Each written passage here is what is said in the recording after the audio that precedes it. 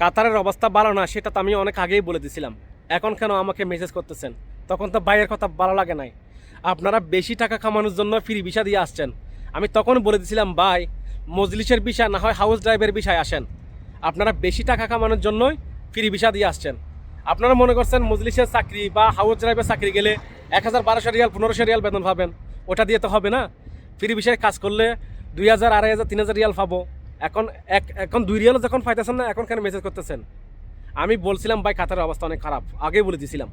বিশেষ করে বিশ্বকাপের পরের সময়টা, বিশ্বকাপের আগে বা বিশ্বকাপের সময় একটা মানুষ 200 রিয়াল দিয়ে পাওয়া যায় নাই। আর এখন বর্তমানে 20 রিয়াল দিলে বা 30 রিয়াল দিলে অ্যাভেলেবেল মানুষ পাওয়া যাচ্ছে। তাহলে চিন্তা করুন কতটা খারাপ হয়েছে।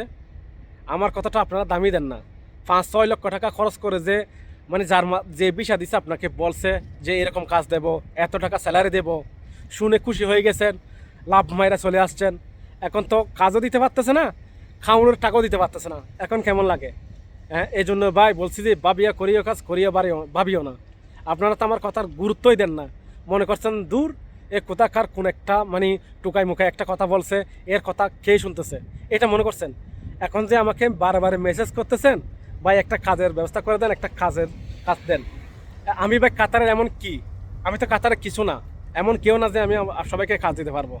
যখন কাজ পাইছি বাস যার সাথে কথা বলছি তাকে দিয়ে দিছি। মনে করেন আমি এই পর্যন্ত 3-4 জনকে কাজের ব্যবস্থা করে দিছি। ঠিক আছে, এখন তো কাজ নাই। এখন কাজ নাই, আমি কোত্থেকে দেবো কাজ? এখন যে অবস্থা চলতেছে, এখন যারা মজলিসে বা হাউস ড্রাইভার করতেছে তারা মোটামুটি চলতে পারতেছে, আর যারা বাইরে কাজ করতেছে তাদের অবস্থা তো একদম ভয়াবহ। এই জন্য বলছি ভাই, এই 5-6 লক্ষ টাকা খরচ করে কাতারে না এসা অন্য একটা দেশে যাওয়ার চিন্তা ভাবনা করুন। না হয় এই টাকা দিয়ে কোনো কিছু একটা দেশে করুন, অনেক ভালো হবে।